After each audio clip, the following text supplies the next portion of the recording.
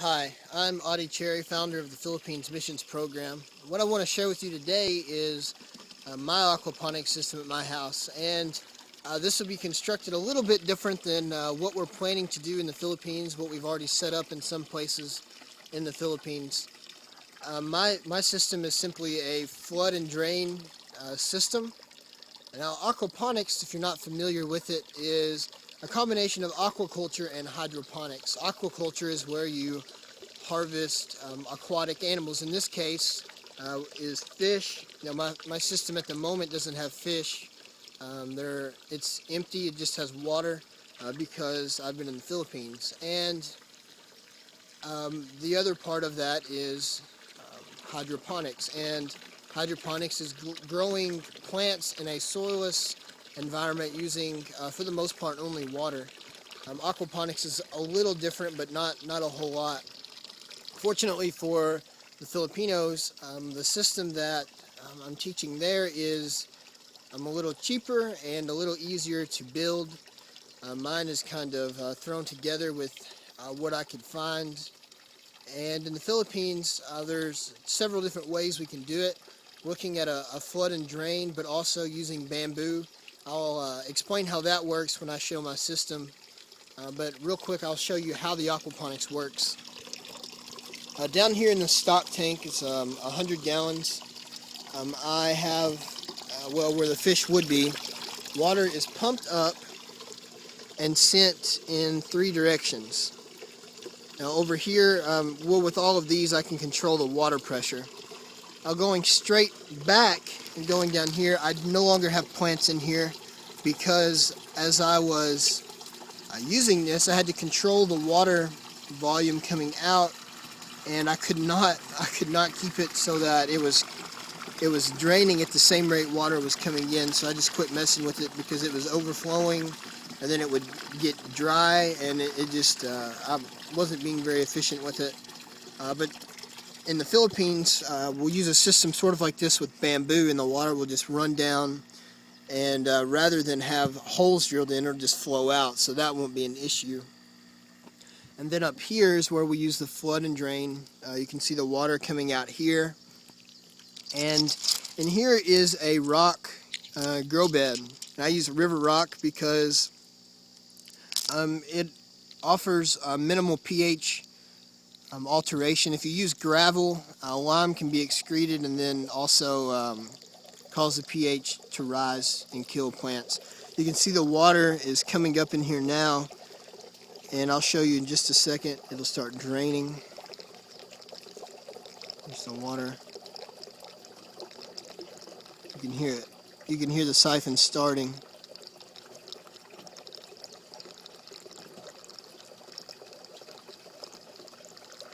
As the water drains, the rock and the roots filter out the water, so when it goes back to the fish, it's clean. Now this water here with fish in the tank would be full of ammonia from fish waste. The bacteria called nitrogen fixing bacteria in the rock will convert the ammonia to nitrogen. There it goes, it's draining there. And so with it flooding, then all that nitrogen is spread to all the plants, giving fertilizer. Now here's the bell siphon. Now the bell siphon, the water fills up and then drains. You can hear it hitting the air notch on the bottom. When the air hits the notches on the bottom that allow the water in, the siphon kicks off. So it just constantly floods and drains with nothing but 2 pipes. There's a pipe inside here. And the biggest thing you have to be concerned about is making sure that you have enough volume coming in that the siphon can start, but not too much that the siphon won't kick off, because if air can't get to the notches on the bottom, then it won't kick off. And you can see over here, this one is draining, that when it drains, it churns the water and then also adds oxygen. All the bubbles are oxygen, so adds all of that to the water for the fish. So I'll show you some of the stuff I have growing. Here's some tomatoes. I've got a small one growing here, and then a couple growing right there. Here I've got some cabbage. I had it in my garden and transplanted them over here because they were stunted in the garden. I think I had too much horse manure or didn't let it set long enough. Then here I've got some strawberries that have been producing for a couple months, but I haven't got to eat any. I'm not sure what's wrong with the strawberries. They get to peak growth and then they just don't grow much more. I've never grown strawberries, so I don't know a thing about them. It's kind of a trial and error. And then here I've got more cabbage and strawberries, and then got a tomato growing back here. And then down here, these are simply just setting in the water. Now with fish, you can see the root system with the tomatoes. Very big, couple feet long, very strong. Now with fish, the fish could eat some of the trash on the roots, and then could also eat some of the roots, and it wouldn't hurt because the system's so large. And so that would feed some of your fish and also keep your tank kind of clean. That's the good thing about using bottom feeder fish. And then I've got a tomato growing here. I've got 3 plants and some strawberries. Strawberries aren't really doing much. Like I said, it's trial and error.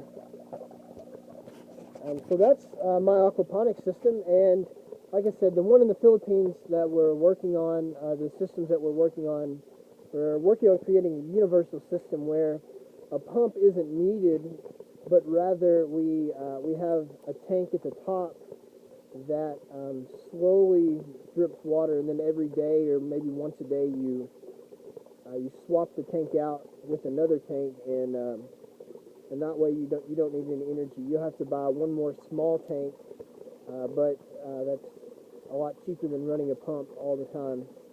So we're working on setting up small systems, again with bamboo, that costs little to nothing, and then setting up large-scale systems at Sunrise Christian College, and then also at Arapahoe Lively Center. We set up a small system there. You can go through our pictures on Facebook and kind of see the way we're doing it. Facebook.com/Philippines Missions Program, and you can check some of that out. And then also, if you're interested in going and helping build these systems, or going and and trying to teach people how to do aquaponics or how to do anything in agriculture, vocational skills, whatever it is, please send us a message, and we'd love to have you. And then also, if you're interested in sponsoring a system, we can build a system for a family for $100, and it requires little to no effort. Or if you're interested in sponsoring one for a church, we're looking at a lot of preachers will live at the church building, at the compound, and in the Philippines, preaching is not a profession that you make a lot of money on. So if we can build a system at the church building so that the preacher can use that, can grow his own food, that is less money spent for him and for the congregation, and then also whatever's left over can be given to individuals in the congregation or used for outreach to the community to bring others to church. Whatever it is that you would like to help with, we pray that you do, and most of all, we hope that you keep us in your prayers. We have a great work going on in the Philippines, and thank you so much. Again, Audie Cherry, Philippines Missions Program. God bless you.